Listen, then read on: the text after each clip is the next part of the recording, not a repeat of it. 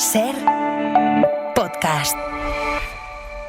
Estás escuchando El Abierto de Hoy por Hoy. Cada día analizamos las noticias más relevantes de la actualidad, las claves políticas, económicas y sociales, con las voces de los protagonistas y los distintos puntos de vista de nuestros tertulianos. Tiempo para el análisis, tiempo para el abierto. Esta mañana desde el Centro Fundación Caja Rioja estamos en Calahorra. Vamos a pasar una mañana de radio divertida con todos los oyentes que ya nos acompañan aquí en este salón de actos desde bien prontito, que eso está muy bien, sentirnos acompañados. Vamos primero a analizar toda la actualidad y después ya todo lo que solemos hacer los viernes en este Hoy por Hoy. Así que lo primero, toca saludar a los analistas que nos han acompañado en esta excursión. María Urrea, ¿qué tal? Muy buenos días. Pues muy buenos días, muy contenta de estar aquí en Calahorra. Veo caras hasta conocidas, o sea que fenomenal. Claro, en casa. Es en que casa. tú juegas en casa. De más lejos ha venido Carlos Sánchez. ¿Qué tal? Muy buenos días. Yo casi, buenos días. Yo casi porque ya sabéis que hice la mili en La Rioja. Es verdad. Nosotros tenemos dos tertulianos. Uno es Nacho Corredor, que ha nacido en todas las partes donde vamos, y luego tenemos aquí a Carlos Sánchez, que ha hecho la mili en todas las partes donde vamos. Y de más lejos todavía que Carlos Sánchez ha venido Javier Aroca. ¿Qué tal? Muy buenos días. Hola, buenos días. Pues vamos a empezar. ¿Os parece? Yo no he hecho la mili en ninguna parte. Ya, bueno. Vamos. Apátrida. Apátrida militar. Vamos a empezar. No sé si hay mucho culé entre el público que nos acompaña, pero como yo sí lo soy y soy la jefa de esto, hoy me toca y hay público culé también, hay público madridista también. Sergio Castro, buenos días. Pero hoy me van a permitir que empecemos con la alegría que tiene toda la gente, todos los seguidores del Barça, estén donde estén y sean de donde sean, porque... Mariola, es feo esto. Esto es feo. Que el Barça ha ganado la Liga. ¿En serio? Mira cómo lo contó Flaky. Lamín de primeras para Olmo, que cae a banda derecha, se la devuelve al 19 y viene la joya de la Masía, el Barça, que parece encontrarse mejor. Lamín para buscar la rosca, es un golazo que puede valer una liga. ¡Qué golazo! Gol, gol, gol, gol, gol, gol, gol, gol, gol, gol, gol, gol, gol, gol, gol, gol, gol, gol, gol, gol.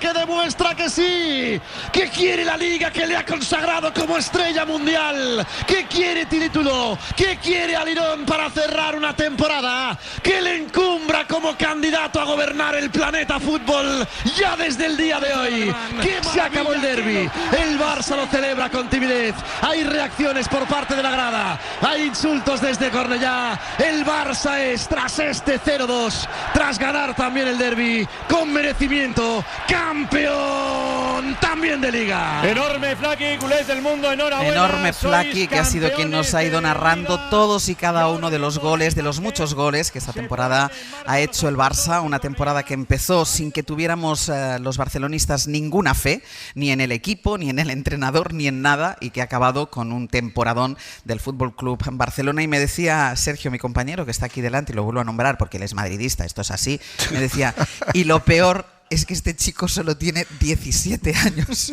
los que no queda todavía por sufrir. ¿Sí o no, Aroca? Sí. De todas formas, yo comparto la alegría de manera tangencial, porque sin Fermín y Gavi, dos muchachos de la cantera bética, el Barcelona no hubiera hecho nada. Aquí cada uno barriendo para su casa. Bueno, naturalmente. Aquí cada uno barriendo, Carlos. Yo con el análisis económico, y yo creo que había que patentar ya lo de las roscas Lamín, ¿no? Me parece maravilloso, qué roscas. Ha marcado un golazo impresionante y así tú has podido escuchar, Mariola, Sí, ya me he enterado de por qué estabas tan contenta. De lo que pasó ayer. Bueno, ya estaba contenta durante la cena. Durante la cena ya veíamos que estábamos contentos. Bueno, es la noticia para empezar esta jornada. Vamos a hacer una cosa, vamos a hacer una pausa y a la vuelta, si vamos ya con toda la actualidad, que nada tiene que ver con la alegría que está recorriendo hoy buena parte del mundo. Allí donde hay un barcelonista, hoy está contento. Lo que les vamos a contar después no tiene nada que ver. Una pausa y seguimos.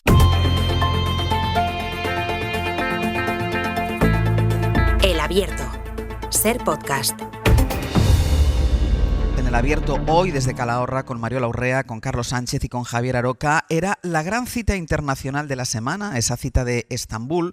Lo era sobre el papel al menos porque permitía algunos titulares que sonaban importantes. La primera reunión directa entre delegaciones de Ucrania y Rusia en 3 años venía precedida entre ese encuentro entre Zelensky y Trump en la Basílica de San Pedro el día del funeral del Papa Bergoglio. Venía también precedida de una llamada de Putin a conversar sobre la paz. Bueno, todo eso infló unas expectativas que empezaron a caerse al empezar la semana y hoy aparecen totalmente derrumbadas. Enviado especial de la SER a Ucrania, Nicolás Castellano, dale de nuevo. Hola, ¿qué tal, Ángel? Buenos días. Al final, hoy parece que se van a ver esas dos delegaciones, pero si la negativa de Putin a asistir y la calidad del equipo que ha decidido enviar y anticipaba que la reunión daría poco de sí, el lenguaje que ha utilizado el Kremlin en las últimas horas parece haber despedido cualquier posibilidad de entendimiento, cualquier posibilidad de acuerdo. Rusia ha puesto a los jefes de su diplomacia a insultar directamente, a llamar payaso, entre otras cosas, al presidente de Ucrania.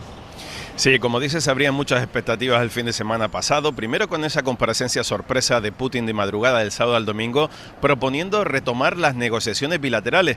Recordemos, hace 3 años y un mes que no se sientan delegaciones cara a cara. En teoría lo van a hacer dentro de poco más de 1 hora, primero una reunión con Turquía y con Estados Unidos, con Ucrania, y más tarde, en torno a las 11:30, entre las 10:30, no se sabe todavía la hora exacta, ya se incorporará Rusia a esa reunión. Así que veremos lo que pasa, pero desde luego, como dice, el clima previo de las últimas horas que están ahí suflando desde Moscú no anima precisamente a ser muy optimista. Escuchemos, por ejemplo, los insultos de la portavoz de Exteriores a Zelensky. Es un payaso, le dice Zaharova a Zelensky en referencia a las últimas manifestaciones del presidente ucraniano y a su intento de sentarse precisamente con Putin en Estambul, en esas reuniones que también había dopado de alguna manera a Donald Trump con sus manifestaciones. Aquí en Ucrania la verdad que ha aceptado como una auténtica losa de hormigón tanto el nivel de la representación que ha enviado Rusia a Estambul como esas manifestaciones de Lavrov, de la portavoz de Exteriores y todo lo que llega desde Moscú. Y la realidad, Ángel, es que sigue siendo aquí la gente muy escéptica sobre cualquier posibilidad de parar la guerra a corto plazo. Decía ahora Nico que eran unas expectativas, evidentemente, que también había dopado el presidente de los Estados Unidos, Donald Trump, porque él infló esta reunión de Estambul, la posición de Estados Unidos, de su presidente, que pareció estar más que dispuesto a presionar a Rusia. Llegó a deslizar incluso que tal vez él también fuera a Estambul y participara de esa reunión. Pablo Morán, buenos días. Hola, Ángels, buenos días. Pero de eso, de lo que dijo a lo que finalmente ha hecho, vuelve a mediar un amplísimo espacio. No solo no va, sino que quita valor a cualquier conversación que se pueda producir hoy. Antes de que él hable con Putin, no hay reunión que valga, ha dicho, y por eso, claro, nos preguntamos el papel que ha jugado y que sigue jugando en esto el líder estadounidense. Pues el papel de simple comparsa del Kremlin, que tampoco es tan inesperado porque Trump ha llegado a justificar los argumentos de Putin para lanzar la invasión de Ucrania. Esta vez en relación a esta cita en Estambul, pues lo ha vuelto a hacer. Él mismo instó a Zelensky a responder a la oferta de diálogo que Putin lanzó el pasado fin de semana, le instó a hacerlo de forma inmediata, escrito así en mayúsculas en su red social. Luego, como indicaba, sí, como hizo el Kremlin, ha jugado a la ambigüedad respecto a su asistencia o no a esta cita en Estambul. Lo hemos escuchado a lo largo de la semana alguna vez, esto de que iría a Estambul si resultaba útil en esas negociaciones, y ayer finalmente, después de confirmarse el plantón de Putin, fue uno de los primeros en rebajar las expectativas en torno a esta cita. Mire, nada va a pasar hasta que Putin y yo nos veamos, aseguró a la prensa que le acompaña en su gira por Oriente Medio, y no hay fecha anunciada ni siquiera prevista en el horizonte para ese encuentro entre los dos. Claro, la incógnita es si este papel de comparsa de Trump tiene fecha de caducidad, es decir, cuánto va a durar la paciencia de Trump con Rusia sin resultados tangibles sobre lo que él mismo prometió, que es acabar con la guerra en Ucrania incluso en un solo día. Pablo, gracias. A ti, hasta luego. Luego, lo que está pasando sobre el terreno, que es donde está nuestro compañero Nicolás Castellano. Nico, porque ha sido una madrugada otra vez de constantes alertas. Putin ha lanzado drones y está lanzando misiles balísticos esta misma mañana desde Crimea, así que la población civil sigue teniendo que abandonar sus casas por ese asedio de Moscú a todo el Donbass y a Kharkov, donde te encuentras tú esta mañana. Sí, ha sido otra noche muy complicada, Ángels. Nos hemos despertado en muchas ocasiones, por ejemplo aquí en Kharkiv, con las sirenas. Sirenas que están sonando en todo el país porque ahora mismo hay alertas de lanzamiento de misiles balísticos desde Crimea y desde el Donbass a distintos puntos de este mapa de Ucrania. Aquí hemos encontrado a Metro, un soldado herido, que nos habla del horror de Pokrovsk, sin duda ahora mismo uno de los puntos más complicados donde la artillería y los drones de Putin están castigando a la población y están obligando a huir a miles de personas. Siguiendo el rastro de sillas de ruedas, algunos heridos, algunos discapacitados, llegamos a un centro de acogida donde encontramos a muchas personas solas que se aferraban a la idea de quedarse en sus hogares hasta el último momento, pero que las bombas las han expulsado.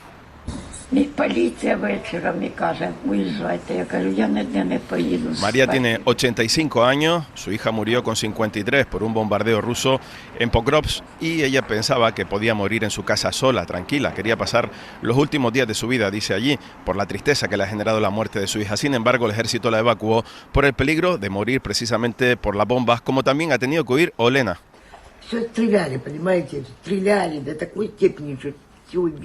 Olena tiene 64 años y es de Konstantinivka, una de las ciudades que hemos visitado durante estos 3 años en la guerra y que ahora es imposible de visitar porque los rusos la están asediando. Nos decía literalmente, y nos hacía el gesto con la mano, que ahorcaría a Putin con sus propias manos. Y es que ella era prorrusa, nació en Rusia, pero sin embargo está absolutamente decepcionada con lo que está pasando aquí en Ucrania en los últimos 3 años. Y también hemos hablado con Oleg, que tiene 60 años.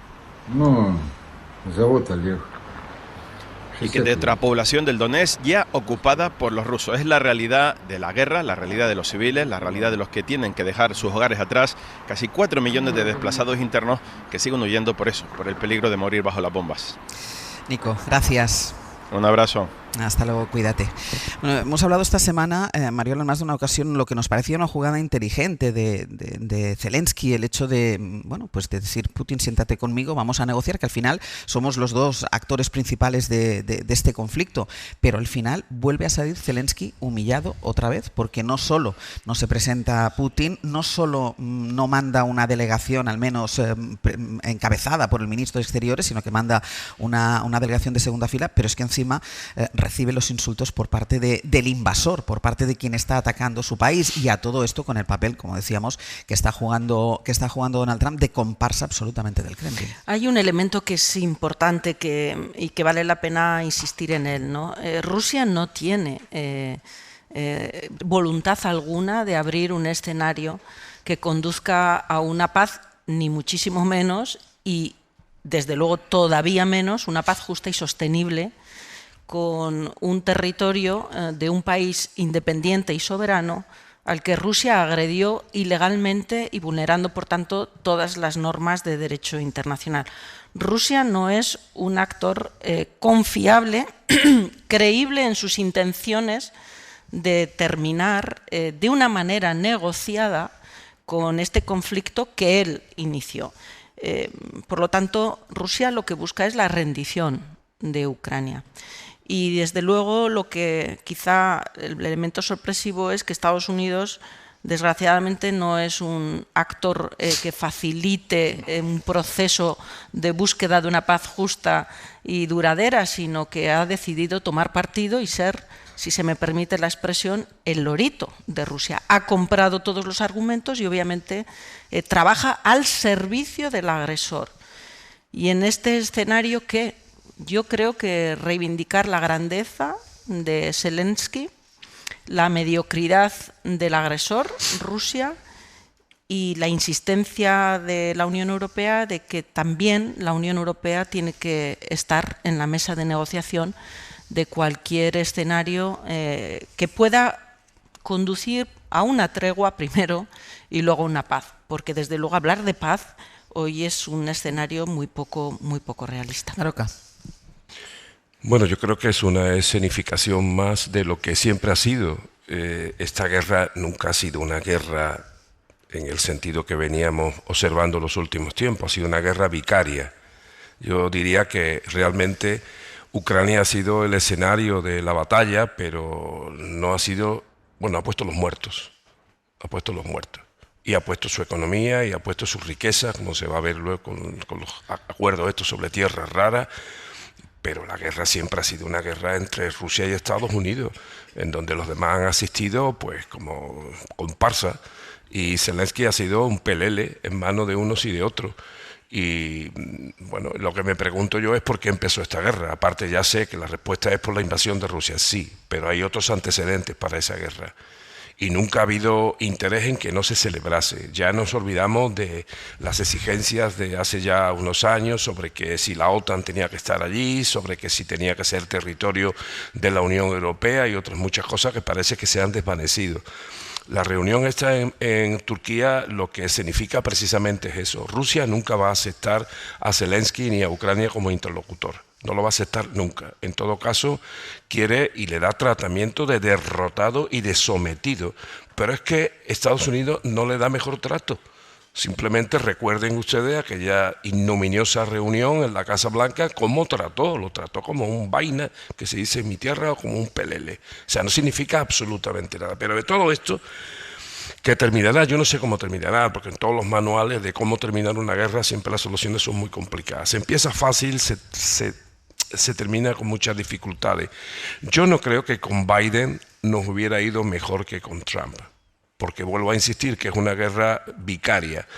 Y bueno, al final la guerra terminará, pero el problema es que va a dejar aparte de muchos cadáveres, va a dejar muchas heridas por el camino. Entre otras, la mayor herida es la inutilidad, la banalidad y la insignificancia de la Unión Europea.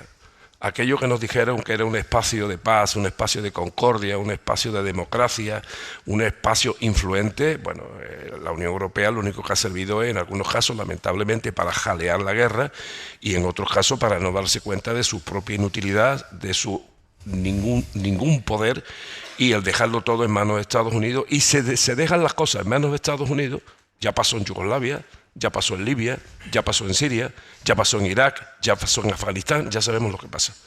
Bueno, los ritmos en política son muy distintos a los ritmos, a los tiempos que utilizamos en las urgencias informativas, y por lo tanto yo creo que no cabe esperar un acuerdo inmediato. Es decir, me parece que esas expectativas que se han creado en las últimas semanas pensando, el propio Trump lo dijo, esto acaba la guerra prácticamente en 24 horas, es absurdo.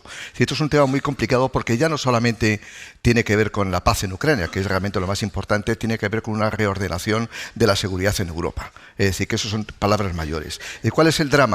Hace pocos días las Naciones Unidas acabó un informe diciendo que entre el 1 de abril y el 24 de abril se habían producido 848 bajas civiles en Ucrania, entre heridos y fallecidos, 848. Por eso tenemos una cierta urgencia.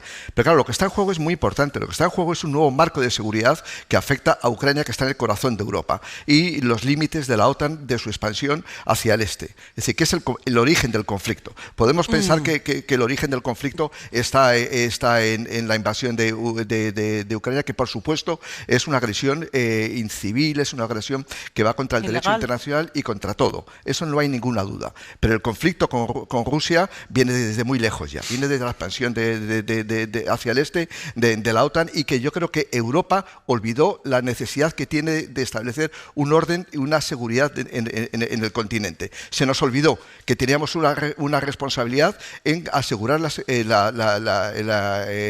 seguridad, valga la redundancia, en Europa. Y por lo tanto, llevarse bien con Rusia era una obligación de Europa. Y se nos escapó. Simplemente porque nos dejamos llevar por la política expansiva de la OTAN. Ahora estamos reivindicando nuestra autonomía estratégica, pero me hubiera gustado que en la cumbre de Bucarest de 2008 Europa hubiera dicho: vamos a llevarnos bien con nuestro vecino porque nos interesa económicamente, políticamente y culturalmente. Bueno, yo no estoy dispuesta a comprar los argumentos rusos. La OTAN nunca ha sido una estructura de agresión. La OTAN es una estructura defensiva de seguridad. Rusia siempre nos ha querido convencer de que no le quedaba otra manera que no fuera la invasión de Ucrania, porque los miembros de la OTAN estábamos empeñados en ocupar su espacio vital. Yo no estoy dispuesta a comprar ese argumento porque es radicalmente falso.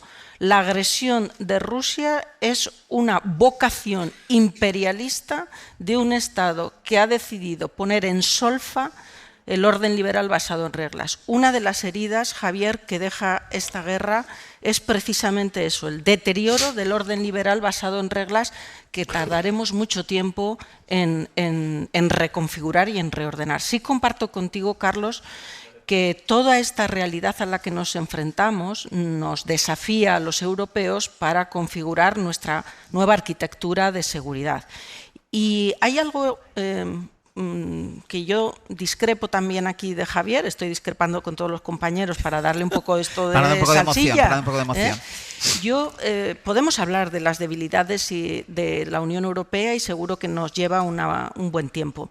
Pero yo quiero poner también los esfuerzos que está haciendo la Unión Europea en los últimos tiempos en un doble sentido. Primero, con un imperativo estratégico que pasa por dar soporte a Ucrania todo el tiempo que sea imprescindible, porque Ucrania no puede caer, Ucrania no puede rendirse porque eso implicaría que todos cayéramos, no solo Ucrania.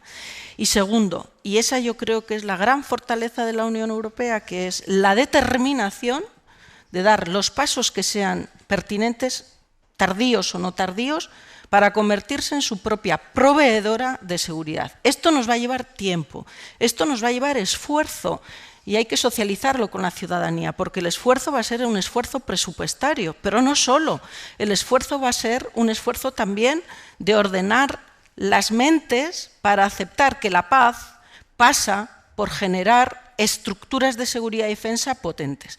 Y yo creo que ese es uno de los grandes desafíos de la Unión Europea que tiene por delante, claro. Sí, parece que si aparte de estar en la OTAN constituimos un frente de defensa o un pilar europeo de defensa, como se decía antiguamente, ya vamos a ser los más fuertes del mundo. No, nos van a tomar un poquito más en serio. Yo no me lo creo. Incluso el nuevo canciller de Alemania ya ha dicho, señor Merz, o Herr Merz, ya ha dicho que va a constituir el ejército más potente de Europa. Me da mucho miedo. En los años 30 pasó algo parecido. Yo no creo que a la paz se llegue a través de la guerra. En absoluto. Estoy convencido. La historia creo que respalda mi opinión, ¿no? Y, a la paz se llega a través de la seguridad. Nadie habla de guerra. Y tú decías reglas. ¿Qué reglas? ¿Las reglas de quién? ¿Las reglas, por ejemplo, de las Naciones Unidas? Pero las reglas, ¿cómo se toman? ¿De qué artículo a qué artículo? Porque lo mismo que aplicamos a Ucrania lo estamos aplicando en Palestina. O sea, cuando se habla de anexión, cuando se habla de invasión, ¿qué pasa? Que los Altos del Golán no han sido invadidos y anexionados, con la autorización, por cierto, y el placer del señor Trump, cuando otra vez ya fue presidente de los Estados Unidos. Lo que está pasando en Gaza, ¿qué? ¿A qué regla obedece? ¿Y dónde están los de las reglas a la hora de defender lo que está pasando en Gaza? Y bueno, esto sería interminable, pero diré otra cosa más que será probablemente la prueba del algodón, también para la OTAN, también para la Unión Europea, porque hay implicado un miembro fundador tanto de la OTAN como de la Unión Europea. Si el señor Trump al final cumple su amenaza de que incluso por la fuerza se va a anexionar Groenlandia, ¿dónde van a estar las reglas? ¿Dónde va a estar la OTAN? ¿Dónde va a estar el pilar europeo de defensa? ¿Dónde va a estar el señor Merz? ¿Dónde van a estar todos los dirigentes políticos? Von der Leyen, la señora Kallas, que nos ha tocado la lotería, por lo visto, con la nueva responsable de seguridad y política exterior. Hombre, yo incluso prefiero a Borrell. Yo creo que el peor ejercicio que podemos hacer desde el punto de vista intelectual es entender que cualquier cosa que interpretes como un ataque a OTAN es que eres prorruso o defiende las tesis de Putin. Nadie defiende las tesis de Putin. Pero en esta mesa nadie defiende las tesis de Putin ni nadie compra la mercancía del Kremlin. Lo que estamos hablando es que la OTAN es una estructura defensiva, pero también es beligerante en determinadas ocasiones. Es decir, cuando John Kerry se planta en Kiev, cuando el senador McCain se planta en Kiev en el año 2013-2014, antes incluso de la invasión de Crimea, eso no es una actitud defensiva. Eso es injerencia en un país. Y eso ocurrió. Por lo tanto, yo creo que hay que ver las cosas con cierta perspectiva y no caer en ese maniqueísmo, me parece infantil. Decir, que es que si parece que estás cuestionando la estrategia de expansión hacia el este de la OTAN, es que eres prorruso. No, en absoluto. Aquí no hay nadie prorruso, digamos, de gente, digamos, civilizada. Seguro que hay prorrusos, seguro que los hay, no tengo ninguna duda. Pero yo creo que lo que está en juego es la seguridad de Europa. Es decir, y cuando de manera irresponsable se hace una expansión hacia el este, lo que se pone de manifiesto es que hay No hay una expansión hacia el este, Carlos. ¿Que no la ha habido? No. ¿Que no la ha habido? No. No, se han incumplido permanentemente los acuerdos de la independencia de Ucrania. Los incumplió Rusia en una parte y también los ha incumplido la OTAN. Pero eso está en todos los papeles ahora mismo de los científicos sociales que digamos que son neutrales en ese aspecto.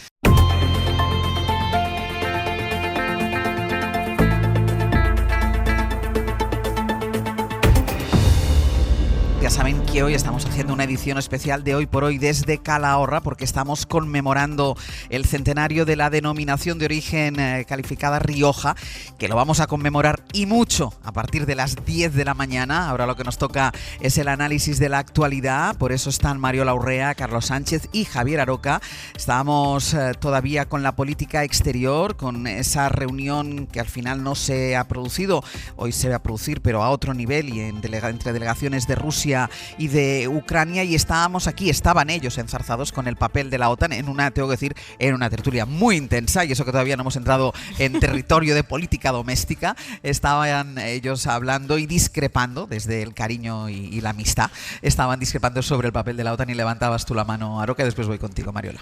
Sí, la OTAN ya sabemos lo que es y además ha tenido papeles de los que yo desde luego no me sentiría orgulloso, porque pensar que la OTAN bombardeó una ciudad europea como Belgrado, pues la verdad es que no me produce ningún orgullo, ni me siento especialmente bien.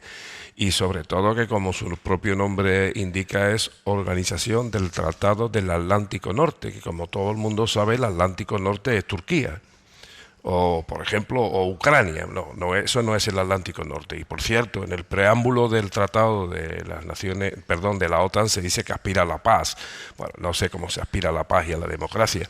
Lo cierto, y vuelvo a insistir, que esto es una guerra vicaria entre Rusia y Estados Unidos. Yo coincido con Carlos en que al final hay otros objetivos que no tienen nada que ver con los objetivos europeos, porque si se quisieran pelear de verdad y tuvieran otras intenciones, Rusia y Estados Unidos se pelearían donde están más cerca, es decir, entre Alaska y Rusia, que por cierto Alaska fue territorio ruso que luego le vendió a Estados Unidos. En la frontera de ellos, que es una frontera marítima, unos están tan de cerca de otros como desde aquí al Parador, digo por hablar no en Bernabéu, sino hablar en distancias locales. O sea, se podían enfrentar a peñascasos, es decir, con tirachina, pero no lo hacen allí, lo hacen en Ucrania. ¿Por qué? Porque evidentemente los Estados Unidos lo que tiene interés es tener posiciones en esa parte europea, en Ucrania y en otras partes. No nos vayamos a olvidar de Georgia o de otros territorios en donde la OTAN y Estados Unidos también ha querido meter la mano. Y lo de la Unión Europea en todo esto, vuelvo a insistir, eso es patético, es ridículo. Lo del pilar europeo de defensa, tú lo sabes. Eso dice Estados Unidos, que somos patéticos. Sí, es que yo también lo sostengo. Que ¿También me compras el argumento? Sí, pero es que yo lo sostengo porque, vamos a ver, ¿desde cuándo está en los tratados el pilar europeo de defensa? Como mínimo desde Maastricht, tú lo sabes, que eres experta. Como mínimo. Y desde Maastricht aquí no hemos movido un dedo. Todo que lo haga papá de Estados Unidos, es lo que yo condeno. Y todos los ejemplos que he puesto yo antes, he puesto otros que no. Siria, Palestina, Libia, puedo incluir Egipto también, todos se asoman a lo que los romanos llamaron Mare Nostrum y Mar Mediterráneo, desde que mi paisano Isidoro de Sevilla, considerado santo por los cristianos, también lo hizo. Luego, por tanto, ¿por qué permitimos que alguien que no sé qué tiene que ver con nosotros siga condicionando nuestras vidas y nosotros haciendo... Los europeos me refiero. ¿Cuántas horas el tengo, absoluto No, Mariola, venga. Bueno, mira, espérate que le voy a dar tu reloj. Taca. Una pequeña digresión y luego vamos al fondo de las discrepancias. La digresión, que algún día tenemos que dedicarle, Ángel, si te parece, algunos minutitos, es dos regiones del mundo donde la disputa Estados Unidos, Rusia y China es cruenta y está pasando bajo radar. Uno es el Sahel y otro es el Polo Norte. ¿Y Taiwán no? No. Ahí hay dos zonas que están pasando bajo radar y la lucha por el poder, por el territorio, por los recursos de esos tres actores internacionales que sí se van a repartir el mundo, obviamente es increíble. Pero vamos a las discrepancias. No podemos ignorar que Ucrania, un Estado independiente, tomó una decisión en un momento determinado de querer firmar un acuerdo de asociación con la Unión Europea. Y ahí se desató, en el ejercicio de su independencia soberana, ahí se desató el apetito invasor de Rusia, que nos lo presenta obviamente como una reacción natural a estos de la OTAN, que son un pelín agresivos. Se te ha olvidado un golpe, un golpe de Estado antes. No se me ha olvidado nada. Sí. Insisto en la voluntad independiente y soberana de un Estado, que es lo que motiva una reacción invasora de Rusia. Todo lo demás es fanfarria rusa que yo no estoy dispuesta a comprarla. Hablando de incoherencias, hay muchas, Javier. Hablando de evaluación de la OTAN con episodios poco esperanzadores o de los que nos podemos sentir orgullosos, hay muchísimos, Javier, y nos vamos a poner de acuerdo en todo eso. Ahora bien, también deberíamos ser capaces de ponernos de acuerdo de qué principios básicos del orden liberal estamos hablando.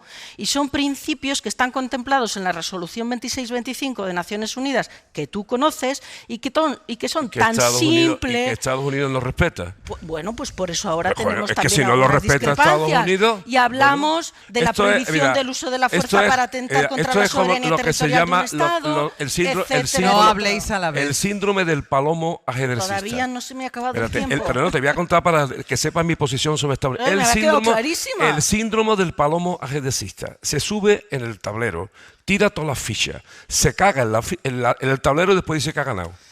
Mariola. Y ahora, ¿cómo sigo yo con el palomo? Carlos.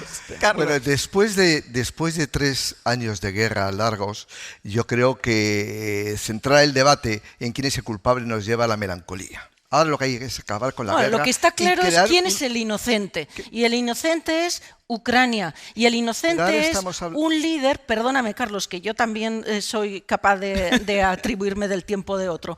Y el inocente además es el grande en términos, digamos, de honorabilidad, porque no hay derecho que a Zelensky se le humille en la Casa Blanca. Eso dice poco del que lo humilla. Pero Mariola, yo creo que en esto hay consenso entre los tres que estáis aquí. Sí. En eso yo creo que hay consenso por parte de los tres que estáis aquí. Nadie tiene ninguna duda que la encerrona de la Casa Blanca o las palabras de la portavoz del Kremlin son impresentables, llamando payaso al presidente de un país que está defendiendo legítimamente. No estoy cuestionando para nada que no se le diga. Pero el debate ahora mismo está qué se puede hacer para acabar con la guerra de Ucrania, que es lo importante. Ya dábamos los datos anteriormente. 848 bajas entre el 1 de abril y el 24 de abril en Ucrania. Por lo tanto, ese es el tema central. Y lo que tenemos que tener en cuenta es que tenemos que pasar de una lógica de la disuasión que funcionó durante la Guerra Fría, la disuasión nuclear entre Estados, funcionó, a una lógica de la negociación. Negociación porque el mundo se ha globalizado.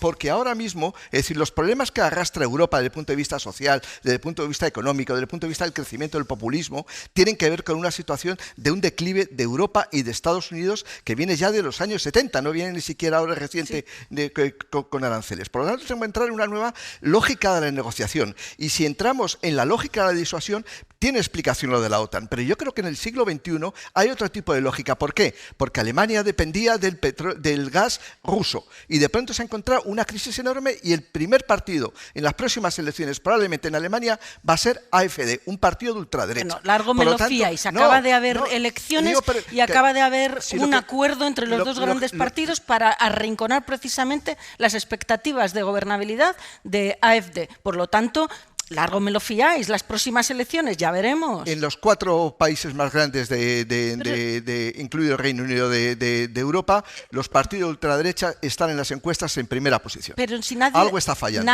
Por lo tanto, tiene que ver eso con la seguridad europea. Es decir, aquí no solamente insisto en la idea de que es la paz de Ucrania, que es lo más importante, por supuesto, y lo más urgente. Aquí lo que está en juego es el nuevo orden de seguridad en Europa. Pues es lo que hemos planteado desde el principio, la generación de una nueva estructura de seguridad para Europa que pasa por, 1, ayudar a Ucrania, cueste lo que cueste, y el tiempo que sea imprescindible para la paz que se alcance no sea una rendición, sino una paz justa y sostenible, y después garantizar una estructura propia de seguridad. Voy a hacer una cosa, voy a fletar todas las mañanas autobuses desde Calahorra hasta Madrid para que vengan ustedes, porque hoy están ingobernables.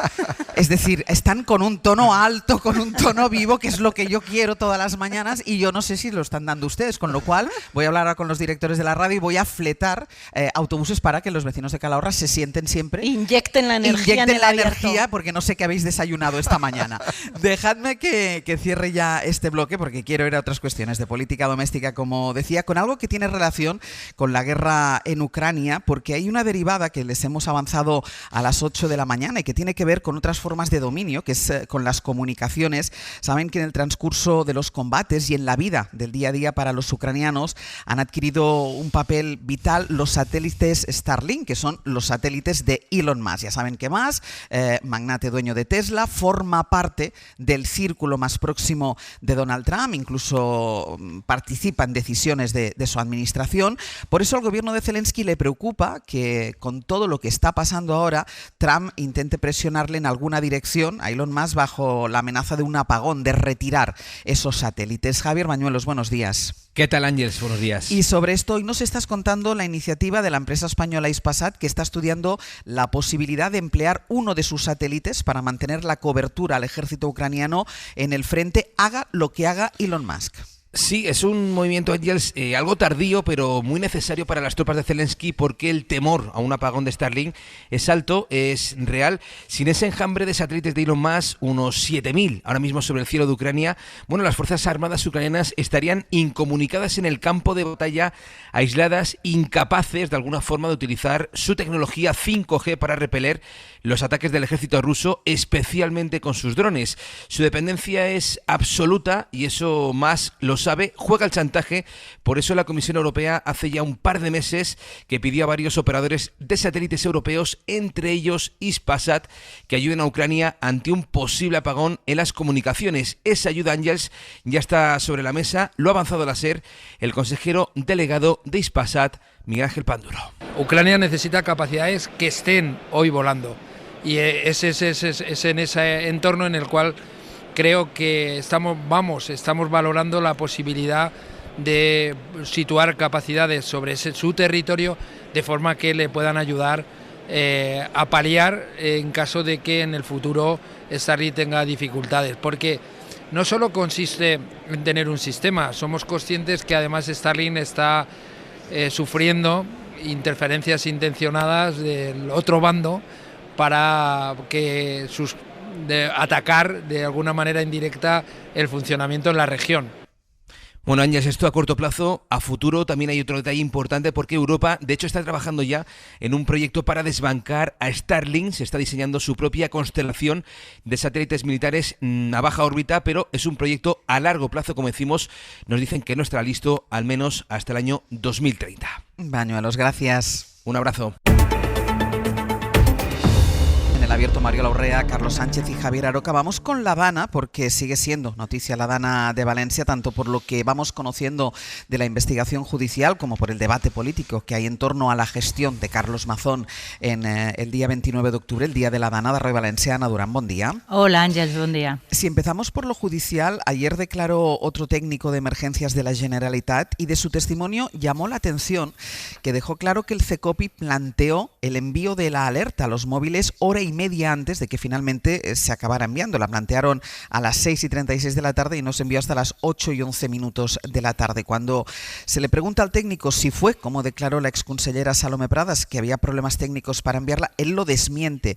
Dice que eso, Ana, el aspecto técnico no suponía ningún problema, no hubiera provocado ningún retraso. Sí, de hecho, cuando se dio la orden, el mensaje tardó 3 minutos en salir. Para entonces, el técnico, como dices, llevaba hora y media esperando a esa decisión, porque ya poco después de las 6:30 de la tarde había sido advertido por el subdirector de emergencias, por Jorge Suárez, que le pidió que estuviera atento por la posibilidad de ese envío, así que el técnico se conectó para teletrabajar. A esa hora, además, entre las 6 y las 7, el CECOPI, recordamos, estaba reunido solo de forma presencial, se había desactivado esa conexión telemática y Suárez no volvió a comunicarse con el técnico hasta pocos minutos antes de las 8, y entonces fue para preguntarle si había que pedir permiso a Madrid para enviar el mensaje. El técnico le dijo que no y se ofreció, eso sí, como validador del texto, porque esa sí que es una figura necesaria en el protocolo junto al redactor del mensaje. La validación se completó entre las 8 de la tarde y 8 minutos y las 8:11, que fue cuando se envió. Una versión, como decimos, la de este técnico, que es testigo, que está obligado, por tanto, a decir verdad y que contradice la que sostuvo la exconsellera Salomé Pradas, que está investigada, lo recordaba uno de los abogados de la acusación, que es Eduardo García Ontiveros. Se contradice totalmente lo que dijo la exconsellera con lo que ha dicho el técnico hoy, sobre todo en horas y sobre todo también en capacidad de redactar y validar el mensaje de Saler, porque había gente y técnicos suficientes en el centro de emergencia para hacerlo. Así que hora y media después de empezar a valorarlo, se envió ese mensaje en una tarde en la que cada minuto prácticamente podía suponer vidas. Y luego está el aspecto político, Ana. Ayer se tradujo en otra sesión, está siendo así desde que pasó la Dana, otra sesión tensa en Les Corts, porque la oposición no da crédito al comportamiento de Carlos Mazón, el comportamiento que está teniendo con las asociaciones de víctimas, a las que no ha recibido, mientras su partido dice ahora, bueno, pues si quieren que le reciba, que lo pidan. Y Mazón les acusa otra vez de utilizar el dolor para hacer política. Sí, así es, una sesión muy bronca, como dices, con Carlos Mazón intentando además desviar la atención de lo inevitable, que era tener que responder por qué no ha recibido a las asociaciones de víctimas, a las que el PP europeo, de hecho su compañero de partido y también valenciano Esteban González Pons, incluso les llegó a pedir perdón. No tiene vergüenza, le espetaba Joan Baldoví de Compromís, por hacer viajar a las víctimas a más de 1.000 kilómetros para eso, por no haberles pedido perdón él o por impedir que comparezcan en la Comisión de Investigación en la Cámara Autonómica. No vos fa vergonya a tot el Partit Popular que les víctimes hagin tingut que fer 1.400 quilòmetres per a que els reba un representant del Partit Popular Europeu? No vos fa vergonya no haver-los demanat perdó o impedir que puguen parlar en la Comissió d'Investigació? Y Mazón aseguraba que sí se ha reunido con las víctimas, que lo ha hecho en público, en privado, y que el problema lo tiene la oposición, que diferencia entre víctimas buenas y víctimas malas. Nosotros hemos recibido a todas las víctimas que han solicitado reunirse con nosotros y conmigo. Las que han querido tener reunión privada, respeto. Las que han querido tener reunión pública, reunión pública. No repartimos carnes de buenas y malas. Y el socialista José Muñoz insistía, el presidente Mazón tiene las horas contadas, aunque él no lo quiera ver. Está tan fuera de la realidad que es incapaz de decir aquí, lo siento, me equivoqué ese día, no debía estar en el Ventorro y debía estar dando la cara. Y que sean ellos los que les han pedido perdón antes que usted a 1.600 kilómetros de Valencia, en Bruselas. Los mismos que hoy le aplauden le dejarán caer. Usted tiene dos opciones, o la deshonra o la renuncia. Pero, como decimos, Mazón intentaba desviar el debate hacia los presuntos agravios de Pedro Sánchez, hacia los fallos en la ley del sí es sí, incluso recordaba el proceso judicial contra Mónica Oltra. Si se reúnen con algún cargo del PP, sus compañeros y usted las linchan. Si son víctimas de violadores beneficiados por la ley del solo sí es sí, que usted votó con su dedito. Si son víctimas de los abusos sexuales bajo la tutela de Mónica Oltra, los tenemos que olvidar también, jueces. ¿De qué depende que una instrucción judicial sea malintencionada y víctima de una conspiración de la extrema derecha internacional? ¿Y cuándo es extraordinaria, valiente y ejemplar? La respuesta de Compromís, que la exvicepresidenta Oltra, a diferencia de Mazón, sí dimitió y se ha sometido a la acción de la justicia. Ana, gracias. A vosotros. A mí sí, de verdad, se me acaban las palabras. Yo cuando escucho Mazón es que ya no sé qué decir y siempre pienso, siempre tengo en la cabeza lo que deben pensar todos los valencianos y las valencianas y todos aquellos que tuvieron víctimas entre sus familias, entre sus amigos, lo que deben pensar cada vez que escuchan al presidente de la Generalitat Valenciana. Pero es que ahora ya el último argumento del Partido Popular. Ayer, de hecho, escuchábamos al secretario general del PP en Valencia diciendo no, que llamen y que pidan una reunión. Y acabamos de escuchar ahora mismo a Carlos Mazón diciendo no, yo me he reunido con quien lo ha pedido. ¿Cómo que se ha reunido con quien lo ha pedido? O sea, ¿qué es eso de que las víctimas tengan que pedir la reunión? Él es el presidente de la Generalitat. Él, de oficio, tiene que haber recibido a las víctimas, pero 12 horas después de que pasara la Dana. Y eso es lo que más me ha llamado a mí la atención, precisamente. Es decir, la iniciativa tiene que partir de la Generalitat y no solamente recibirlos, sino darles un apoyo económico, apoyo jurídico, todo tipo de apoyo, por supuesto, psicológico, apoyo, darle cariño. Que decir, si el presidente de la Generalitat no es capaz de dar cariño a los familiares, a la víctima de 228 muertos por una Dana, pues de verdad, ¿para qué sirve la Generalitat de Valencia? Es decir, eso es, por eso la iniciativa es fundamental en esto. Es decir, eso de que yo espero que voy a recibirlo como si fuera un procedimiento administrativo. Exacto. Estamos hablando de algo muy serio. Tengo que pedir audiencia, Aroca. Yo me estaba acordando mientras hablabais de una cosa que se lo escuché por primera vez a Miguel Ángel Aguilar, mi compañero en muchas de estas tertulias. Él decía que cuando hay una gran inundación, lo primero que falta es el agua potable. Y aquí el agua potable en Valencia es la verdad. Y ese agua potable tan necesaria se ha contaminado desde el primer momento con la mentira. Eso es lo fundamental, en mi opinión, que está ocurriendo. Lo primero es que es una mentira tras otra y una no asunción de responsabilidades. La democracia no funciona si no hay responsabilidad, pues se convierte en algo muy etéreo. Y eso es lo que está pasando. Mentira y, para colmo, recochineo. Porque a las víctimas no se le da ni siquiera el derecho cordial y cortés a que hablen, a que sean recibidos. Y ahora la última pirueta que se ha sacado el Partido Popular es que la señora von der Leyen es miembro del Partido Popular Europeo. Es verdad, pero la señora von der Leyen lo recibe en su condición de presidenta de la Comisión Europea, del Ejecutivo de la Unión Europea. Por tanto, vuelvo a insistir, mentira tras mentira y falta de respeto a la gente. Bueno, es una pauta que ya se ha repetido en otras ocasiones. Podría dar muchos ejemplos, pero por dar uno valenciano, los terribles accidentes del metro. Por tanto, esto no es nuevo. Primero, de echarle la responsabilidad a otro. Pasó también en Madrid con las víctimas de la residencia de ancianos. Y después el desprecio hacia la gente, ¿no? Que si son unos oportunistas, que si son mentiras, que si están pagados.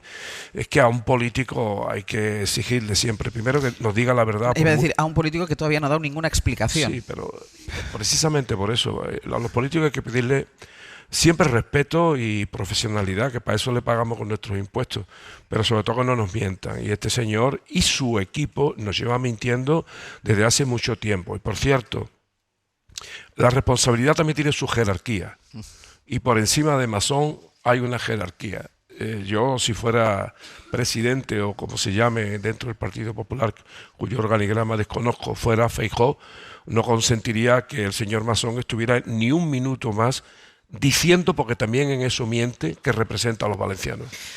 Yo creo que es importante plantearse qué esperamos los ciudadanos de las personas que deciden dedicarse a la política. Y yo creo que podemos estar de acuerdo que pedimos vocación de servicio, dedicación en el cargo, acierto a poder ser en las soluciones que permitan una vida mejor, resolver los problemas de los ciudadanos, y también dignidad. Y ahí, si estamos de acuerdo en estos criterios, y seguro que podríamos añadir algún otro más, y pasamos por el escáner de estos criterios el comportamiento del señor Mazón, creo honestamente que no cumple el mínimo exigible para poder seguir un día más al frente de esa responsabilidad. Efectivamente, yo creo que el Partido Popular y los dirigentes, el presidente Feijóo, debería tener cierta capacidad de acción para retirar a un político que no responde a las expectativas ciudadanas y que desde luego no tiene el más mínimo dignidad después de una tragedia, que estamos hablando de la muerte que podía haberse evitado de más de 200 personas. Es que estamos hablando de esto, no de delicatessen política del día a día. Sí. Bueno, pues creo que también podemos exigir un poquito más a Feijóo. Ahora bien, El debate en Valencia parece ser que el sucesor que se presenta como tal de Carlos Mazón es Paco Camps. Y entonces, claro, yo no sé qué pasa en esa tierra. Fíjate, además, la opinión pública es capaz de perdonar los errores y evidentemente aquel 29 de octubre hubo muchísimos errores no reconocidos, pero la gente está dispuesta a aceptarlos. Lo que no está dispuesta a aceptar es la mentira continuada. Y ese es el problema, decía uno de los intervinientes en Les Corts, de decir, diga usted la verdad de una vez, porque la gente lo va a aceptar. Es decir, usted se ha equivocado y a continuación, con los errores son tan mayúsculos, tiene que presentar tu dimisión. Si quieres no presentes tu dimisión, pero por lo menos reconoce tus errores. Ese es el principio. Ahora que se ha muerto hace pocos días Pepe Mújica, ese es el mensaje que se puede trasladar de la buena política. La buena política es entender a tu pueblo.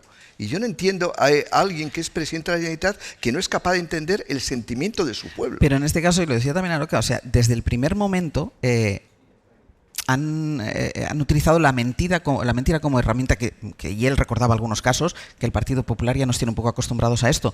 Esta mañana el diario.es lleva como se va a judicializar de alguna manera la filtración manipulada por parte del propio Mazón, cuando había ese sonido de una técnica de AEMET diciendo no os voy a marear más, y era ese fragmento, esa manipulación, la mentira de Salomé Pradas, de la exconsellera, cuando intenta recusar a la jueza de Catarroja presentando una serie de argumentos que son una mentira detrás de otra. Es decir, no son ni despistes ni argumentos contradictorios, no, son mentiras voluntarias, es una estrategia. Es una estrategia. La mentira en este caso es una estrategia. Y decías tú, Mariola, algo más puede hacer Feijóo. No, Feijóo lo tiene que hacer todo. O sea, es su responsabilidad. Sin duda. Digo algo más porque es verdad que el liderazgo de Feijóo es un liderazgo débil. Y de aquí también, aquí empiezan también muchos de los problemas con los que hoy tiene que lidiar el Partido Popular. La debilidad de un líder provoca estar o ser prisionero de presidentes autonómicos de esta talla. Ahora han convocado un congreso ordinario. Bueno, vamos a ver cómo sale la operación, que entiendo quiere apuntalar en cierta medida no solo el liderazgo de Feijóo, sino también un poco todo ese conjunto argumental e ideológico que permita hacer que sepamos realmente qué piensa el Partido Popular y cuál es la propuesta política para todos los grandes temas que existen hoy en España. Pues mira, déjame, porque precisamente sobre eso, sobre la debilidad de Feijóo, sobre ese congreso, supimos esta semana que el PP lo iba a adelantar 9 meses con respecto a lo previsto, y poco a poco van dando detalles que ya dan algunas pistas y que yo creo que apuntan a esa debilidad de Feijóo de la que estábamos hablando. David Junquera, buenos días. Hola, buenos días. Porque claro, una cosa que ya nos llamó la atención el día del anuncio, que fue esa particular gestión de los tiempos por la que Díaz Ayuso salió a primera hora de la mañana a pedir un congreso, a decir que vale, que ya se tenía que celebrar, y Feijóo salió después, había reunión de la Ejecutiva anunciándolo, aunque Génova tuvo que explicar aquello de no, esto estaba decidido de antes, no ha tenido nada que ver las palabras de la presidenta de la Comunidad de Madrid empujando al partido hacia un congreso. Bueno, sea como sea, lo que sí es evidente es que Génova ha querido hacerle un guiño a Díaz Ayuso, situando como presidente del comité que va a organizar el Congreso a uno de sus hombres fuertes, que es Alfonso Serrano, que ya fue director de la campaña de la propia Isabel Díaz Ayuso. El movimiento tiene su lógica, pues ya que organizo el cónclave de cónclaves del partido en Madrid, pues le doy la organización a uno que sabe del tema y que encima es del PP de Madrid, pero claro, no deja de ser un guiño, una carantoña al liderazgo de Isabel Díaz Ayuso. Alfonso Serrano lleva años siendo una de las manos, la izquierda, la derecha, pues cada uno que diga lo que quiera, de su jefa, ariete del ayusismo, director de sus exitosas campañas electorales y hombre para todo. Seguro que os acordaréis de esas fotos que desveló la SER de aquel café en Barajas con González Amador justo después de que el novio de Ayuso se lanzase contra la Fiscalía. Como su patrona fue un entregado casadista, pero tras la pelea con la anterior dirección terminó abriendo la puerta de Génova para que llegara el todopoderoso varón gallego con el que mantiene buena relación. Serrano tiene tablas organizando eventos de esta magnitud y a fin de cuentas su tarea será coordinar las tripas de un Congreso Nacional Popular que se prevé poco turbulento, sin pelea de gallos. El principal atractivo será conocer quién baja, quién sube en el escalafón del PP y ver qué cambios se producen en los estatutos del partido. En ninguno de esos desempeños estará medrando, no tendrá las manos en esas harinas el número 2 de Ayuso, que tendrá que centrarse en tareas organizativas. El morbo ahora es saber saber a quién encomienda a Feijóo las ponencias que pueden marcar la deriva ideológica del partido, qué pasa con las primarias. Los nombres que elija nos darán una pista de qué rumbo quiere tomar el Partido Popular, y conociendo al presidente, lo lógico sería que tras dar un caramelo a la ladura, ahora optará por otros perfiles. La incógnita se despeja antes del lunes, que es cuando se celebra la Junta Directiva Nacional, que arrancará oficialmente los preparativos de este Congreso de julio. Junquera, gracias. Gracias a todos. Claro, y con este guiño a Roca que nos estaba contando Junquera, la clave está si el Partido Popular se dirige desde la Puerta del Sol o se dirige desde la calle Génova. Y el problema es saber desde dónde se está dirigiendo ahora. Sí, por eso. Claro, cuando empecemos a ver periódicos y informativos de cómo va el Congreso, oiremos que otra vez el Partido Popular ha girado al centro. Pero ¿va a girar al centro alguna vez de verdad? Porque desde luego si va a girar al centro ahora va a tener que girar mucho, porque tanto tácticamente como ideológicamente está en las peores posiciones de su gran rival, que es la extrema derecha de Bueno, Vox. uno de los temas que tendría que aclarar en este Congreso es su relación con la extrema derecha. Pero no relación establecida ya en la mayoría de comunidades autónomas donde gobierna el Partido Popular. Sí, pero verás tú, no me preocupa tanto la posición táctica en un determinado momento de un partido que pueda votar con uno, aunque yo soy más higienista desde el punto de vista democrático, soy más partidario de soluciones excluyentes para la extrema derecha, porque es antidemocrática y es además anticonstitucional. No voy tanto a eso como si el PP, con una posición táctica o con otra, va a seguir asumiendo los postulados de la extrema derecha, que es lo verdaderamente peligroso.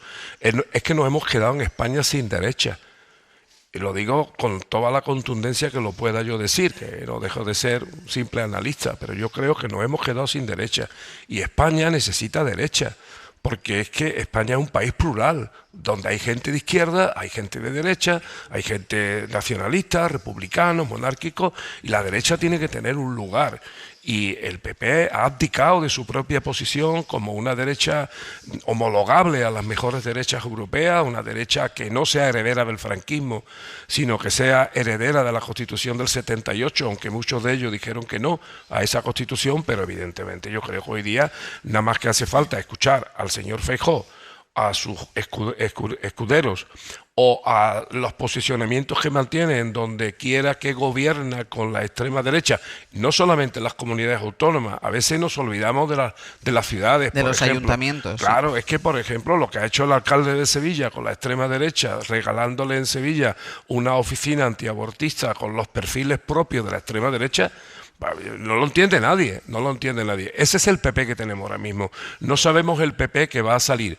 ¿Que el PP va a ser muy madrileño? Sí, porque quien tiene poder real ahora mismo en el Partido Popular es la señora Díaz Ayuso y no Feijóo, que es una especie de delegado gallego en Madrid de los intereses del Partido Popular. Que le marca incluso los tiempos. Hay yo creo que dos elementos que no podemos perder de vista en este sentido, ¿no? Uno es cuántas oportunidades va a tener Alberto Núñez Feijóo más para poder aspirar al propósito con el que él abandona Galicia y llega a Madrid, que es ser presidente del gobierno. Mi impresión es que tiene una única oportunidad más, con independencia del resultado de este Congreso, que obviamente nadie le discute la presidencia, pero es una presidencia con un comodín.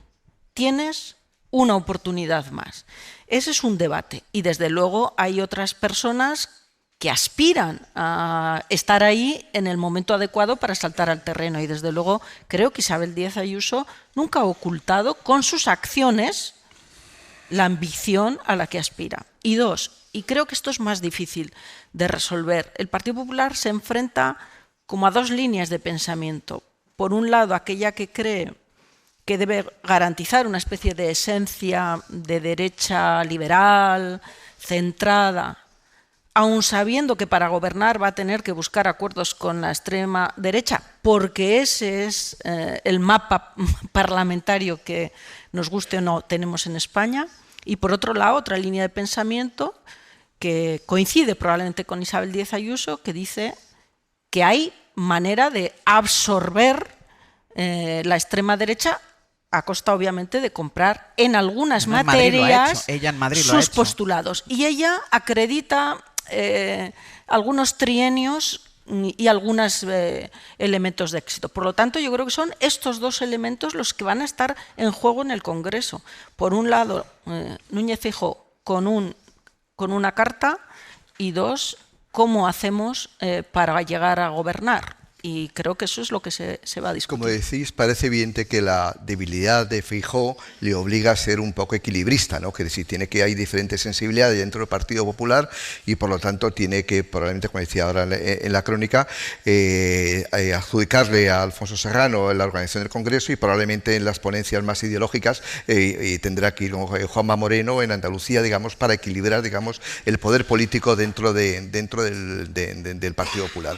Pero a mí me parece bien que en los partidos haya diferentes sensibilidades. Yo creo que desgraciadamente nos hemos acostumbrado en la política a tener solo una sola tendencia. Yo muchas veces, y lo hemos comentado aquí, he hecho en falta en el Partido Socialista más sensibilidades en la Comisión Ejecutiva Federal. Quiero decir, creo que es democrático y es sano. ¿Quieres hablar de los WhatsApps, Carlos? No. Quiero hablar de la necesidad de tener sensibilidades distintas. Y me parece que cumple su papel Díaz Ayuso en Madrid y por lo tanto está, digamos, ahormando a la extrema derecha, aunque el Partido Popular luego, el líder, debería no aceptar ninguna de sus tesis. Que lo que voy a decir es que no significa aceptarlo. Que tiene que haber diferentes sensibilidades, sí, pero dentro del Partido Popular tiene que haber la sensibilidad de la extrema derecha. Desgraciadamente es el mundo. Pero si vamos hacia, o si reclamamos, o si echamos de menos, como decía Roca y decía también Mariola, esa derecha tradicional, la de siempre, con la que se puede hablar, ahí cabe la sensibilidad de la extrema derecha. Pero ahí está la decisión del líder del Partido Popular para no comprar sus tesis. Pero que exista, existe. Porque es como la teoría de la gravedad. La gravedad existe aunque no nos guste. Pues también existe la extrema derecha aunque no nos guste. Y es Feijóo el que tiene que liderar el partido y no comprando la mercancía, pues temas de la inmigración, por ejemplo. Aroca y Mariola. Aroca. No, yo creo que uno de los temas pendientes del Partido Popular es desprenderse de una parte de su pasado. No me voy a remitir a su historia fundacional porque la mayoría son ya muy jóvenes y probablemente ni conozcan sus propios orígenes. Pero así hay una constatación que es obvia. La mayoría de la extrema derecha, tal como la conocemos hoy, formada en torno a una sigla, es que proceden del Partido Popular. O sea, es que una escisión o una excrescencia, si queréis, del propio Partido Popular, incluso en la militancia de sus dirigentes en el propio partido. Entonces, eso es un debate que debe de mantener, vuelvo a insistir, la derecha española de siempre. Probablemente, yo no soy de los que piensa que la extrema derecha se vaya a extinguir, ¿no? En España siempre va a haber extrema derecha, es que siempre la ha habido. Es que la gente se olvida que Blas Piñar fue diputado a Cortes, y la gente se olvida también que todas las elecciones se presenta Falange Española, es decir, y otros partidos. La extrema derecha existe. El problema es el marchamo de protagonismo que se le ha dado últimamente, y yo creo que es singularmente por la propia debilidad de la derecha española. Con una derecha española distinta no habría esta extrema derecha en España. Y porque el apoyo de los ciudadanos, que es que no podemos ignorar que Vox se ha presentado a las elecciones y ha obtenido un respaldo importante, traducido en una serie de escaños que ha podido venir a menos, pero que son estratégicos para la opción de gobierno del Partido Popular. Yo creo que hay un debate que también, más allá del Partido Popular, nos interpela a todos, que es por qué en un momento determinado las tesis de la ultraderecha triunfan no solo entre electores tradicionales del Partido Popular, sino en electores también tradicionales de otros partidos, entre ellos del Partido Socialista. Y entre electores que nunca han votado. Entre nuevos electores. Como decían los viejos marxistas, hay que atender más a las condiciones objetivas. Es decir, las condiciones objetivas, evidentemente, el Vox nace, es una escisión del Partido Popular y del franquismo y de ese Blas Piñar que tú citabas anteriormente. Pero independientemente de su origen, la extrema derecha existe en España, en Portugal, en Francia, Italia, en Alemania, en todos los sitios. Por lo tanto, tenemos unas causas subjetivas que alimentan la extrema derecha. Y yo creo que es bueno que esas sensibilidades de extrema derecha estén todavía bajo el paraguas del Partido Popular. Porque el día que la extrema derecha sea más importante que el Partido Popular, tenemos un problema ya de Estado. Porque todavía los dos países, de los pocos países que en Europa tiene dos partidos centrales del sistema, o gobernando o en la oposición, pero digamos mayoritarios en el Congreso, es España. Tenemos al Partido Popular y al Partido Socialista Obrero Español. Es decir, el día que un partido de extrema derecha se coma al Partido Popular, tenemos un problema serio desde el punto de vista de la gobernabilidad. Yo haría una pregunta. ¿Por qué cuando surgen partidos a la izquierda del PSOE, todo el aparato del Estado se tira al degüello de esos partidos que surgen a la izquierda del PSOE, y cuando surgen partidos a la derecha del PP, no se tiran también todos los aparatos del Estado contra una derecha que es destructora de los valores democráticos y constitucionales? Ya sabéis lo que ha dicho el servicio secreto de la Alemania Federal. Ha dicho que este partido que hemos mencionado antes, de la extrema derecha, es contrario a los valores democráticos y constitucionales. Dependerá ahora de la Corte Constitucional alemana si lo ilegalizan o no, pero la extrema derecha en Alemania está siendo cuestionada por los propios pilares que sustentan la democracia militante, la de Alemania. Claro, la nuestra no. Bueno, pero me sigue sorprendiendo eso, que nos tiremos, que se tiren al degüello de los partidos a la izquierda del PSOE y no se tiren al degüello a los partidos a la derecha del PP. Ángel, ahora hay quien quiere hablar de los jueces. Aquí no hay manera de ordenar el debate. No, has visto, que cada uno va por donde quiere. Porque tenéis los papeles cambiados. La directora debería ser tú. Bueno, no seas modesta. No me comprometas. No seas modesta. Venga, Mariola, ¿qué querías cerrar? Muy interesante el apunte que hacía Carlos sobre las democracias militantes. La nuestra no lo es. Y hay una pregunta, ¿debería serlo? Venga, que me quedan dos cosas que quiero dejar dichas antes de terminar el abierto, porque ya saben que está convocada para el mes que viene la conferencia de presidentes, que es el foro de reunión entre los jefes de gobierno de las comunidades autónomas y el gobierno central. Va a ser en Barcelona, es decir, estamos a poco más de 3 semanas, pero ya también está envuelta de polémica. Nada aquí se escapa de la polémica en este país. En este caso, por lo que no ha incluido el gobierno en el orden del día, en los temas del día. Ana Fernández Vila, buenos días. ¿Qué tal, Ángel? Buenos días. Porque Moncloa quiere hablar, por ejemplo, de vivienda, que evidentemente es una urgencia y una emergencia en este país, pero ha dejado fuera la financiación autonómica, que es lo que más interesa a algunos territorios, especialmente a aquellos territorios infrafinanciados. Sí, el orden del día que ha propuesto el Gobierno incluye el problema del acceso a la vivienda, también la formación profesional y el sistema universitario, cuestiones en las que las comunidades tienen grandes competencias, en las que el Ejecutivo quiere marcar el paso, pero deja fuera el eterno debate sobre el sistema de financiación, porque según Moncloa no hay avances ni intención de acordar nada, así que nos dicen que no tiene sentido ponerlo sobre la mesa. Sin embargo, eso no significa que no se vaya a tratar, que no se acabe tratando. Las comunidades del PP ya forzaron hace 6 meses que se incluyera en la conferencia de presidentes de Santander este asunto y ahora amenazan con volver a hacerlo. Lo han pedido ya, por ejemplo, Extremadura, Aragón, Andalucía y también la socialista Castilla-La Mancha. Dicen que esta vez tiene, si cabe, más sentido porque la cita es en Barcelona, donde la Generalitat sigue estudiando cómo desarrollar la financiación singular para Cataluña que pactó con Esquerra y que puso en pie de guerra a casi todas las comunidades. Eso sobre el contenido, pero la conferencia se anticipa turbulenta también porque el PP acusa al Gobierno de convocarla solo para desviar el foco, dicen, de la polémica de los mensajes entre Sánchez y Ábalos. La conferencia de hace 6 meses se saldó sin acuerdos y esta, en el contexto actual, no se prevé menos tensa. Veremos qué pasa el 28 de mayo. Ese día el Gobierno y las comunidades tienen que cerrar el orden del día definitivo. Pues veremos qué pasa entonces, Ana, gracias. A vosotros. Y nos queda todavía ese acto de conciliación que hoy se celebra en Santander entre el rey emérito Juan Carlos I y el expresidente de Cantabria, Miguel Ángel Revilla, en las puertas de los juzgados donde tiene que producirse este acto de conciliación. Está Hanna Sánchez. Hanna, buenos días. Hola, muy buenos días. El acto es por esa denuncia que Juan Carlos I presentó contra Revilla. Le acusa de injurias por criticar su patrimonio en el extranjero, la evasión fiscal, y le pide dinero por ello. Sí, en unos minutos va a arrancar este acto de conciliación. A las 9:20 de la mañana llegaba la abogada del rey emérito. Revilla lo va a hacer ahora, justo antes de empezar el acto. Expectación mediática, Ángels, para este acto de conciliación que se espera que sea rápido, en el que, como dices, el expresidente de Cantabria se enfrenta al pago de 50.000 euros al monarca por declaraciones injuriosas sobre Juan Carlos I, declaraciones que hizo en varios programas de televisión donde le llamaba apátrida fiscal, evasor o presunto corrupto, palabras que el monarca pide a Revilla su rectificación pública y el pago. Miguel Ángel Revilla ya dijo que en cuanto se conoció esa querella, que no se arrepentía, aseguraba que su libro era duro y que no se merecía un escarmiento así. Hanna, gracias. A ti. Oh, guarda, guarda, el sol un rayo. ¡Viva el vino, vino!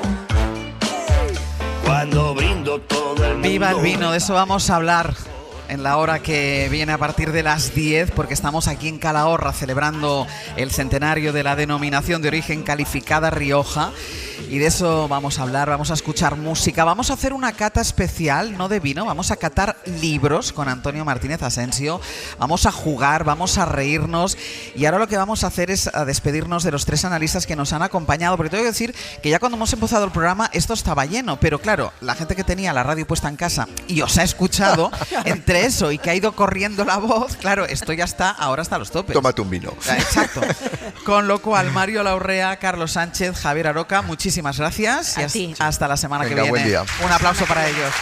Para no perderte ningún episodio, síguenos en la aplicación o la web de la SER, Podium Podcast o tu plataforma de audio favorita.